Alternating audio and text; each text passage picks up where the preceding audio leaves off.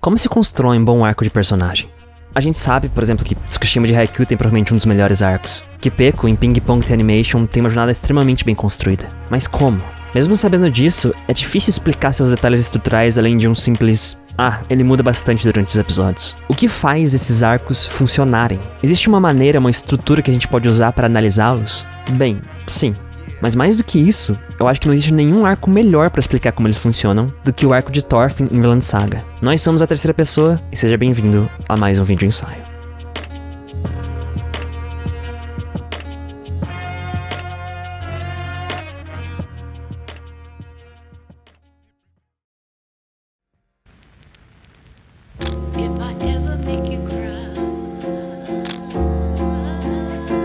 Ok, vamos começar pelo básico. O que é um arco de personagem?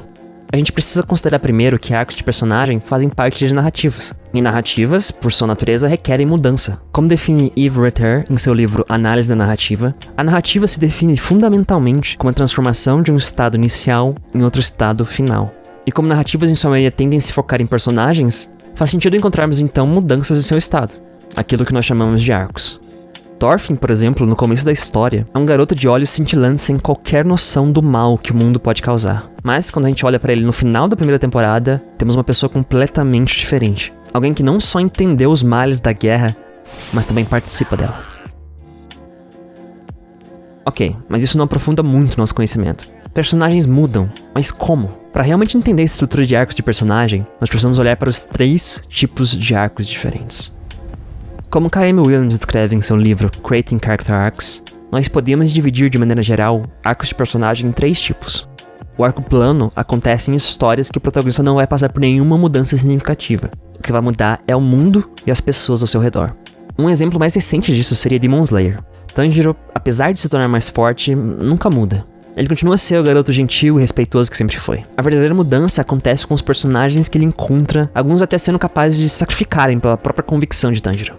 もしも禰豆子が人に襲いかかった場合は竈門炭治郎をお呼び鱗滝左近次富岡義勇が腹を切ってお詫びいたします。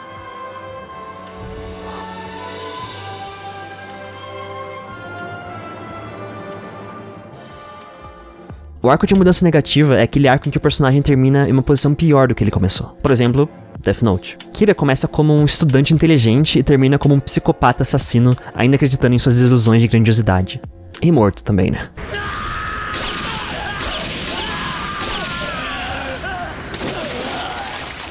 Por último, nós temos o arco de mudança positiva. Não deve ser muito difícil de imaginar como esse arco funciona, mas ele acontece quando o protagonista consegue prevalecer sobre seus próprios defeitos e se tornar uma pessoa melhor. Podemos tomar como exemplo Simon de Gurren Lagann e, honestamente, quase todos os outros personagens que a gente pode encontrar por aí. O tipo de história mais comum é aquela em que o protagonista se torna uma pessoa melhor. Dessa maneira, a gente vai estar se aprofundando mais numa estrutura de um arco positivo. Afinal de contas, como ele acontece?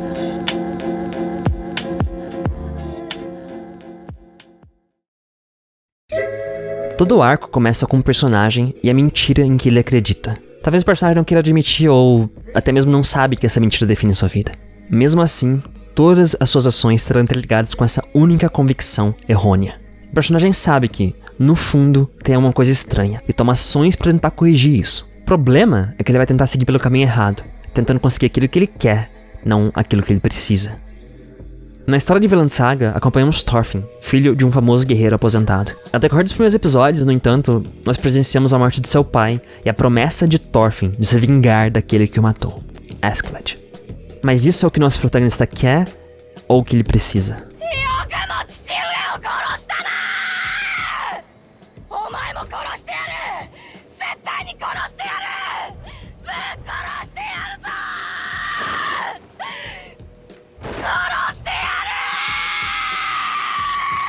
O pai de Thorfinn era um guerreiro, mas não era por isso que ele vivia. Ele abandonou a guerra e a matança para tentar criar vida, seguindo aquilo que ele denomina de o caminho do verdadeiro guerreiro. Quando ele morre, Thorfinn vive uma mentira. Ele acredita que se ele se tornar forte o suficiente para matar Askeladd, as coisas voltarão ao normal e a morte de seu pai não terá sido em vão. Ele abandona tanto a sua família quanto a sua infância em prol dessa mentira. Ou melhor ainda, em fuga da verdade que ele precisa encarar. Seu pai nunca mais irá voltar. E, somando a isso, sua morte não foi sua culpa. Como descreve novamente a autora em Creating Character Arcs, a coisa que seu personagem precisa irá quase sempre ser algo externo, algo físico. Ele está tentando resolver seu vazio interior com soluções exteriores. Ok, nós temos tudo isso. A mentira que o personagem acredita, o que ele quer e no final o que ele realmente precisa. Como construir um bom arco de personagem baseado em tudo isso? A gente precisa não apenas introduzir esses elementos, mas também os tornar relevantes para o agora. Dessa maneira, nós precisamos assombrar nosso personagem. Nós precisamos de um fantasma. いじけてるな。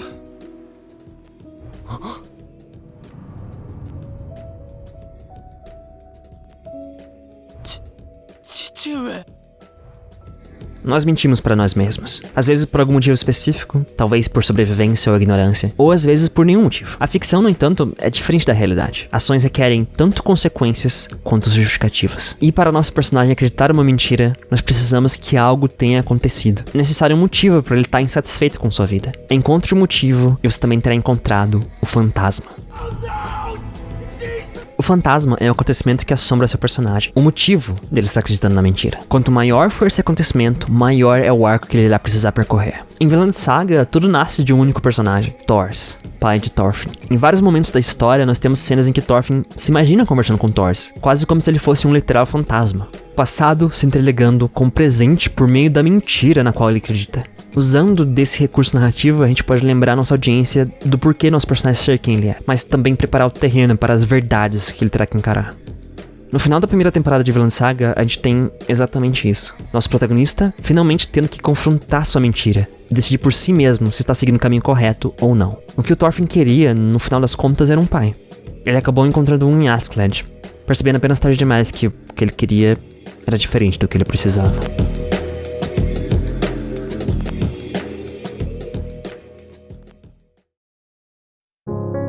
No final das contas, arcos de personagens são essenciais para uma narrativa bem construída.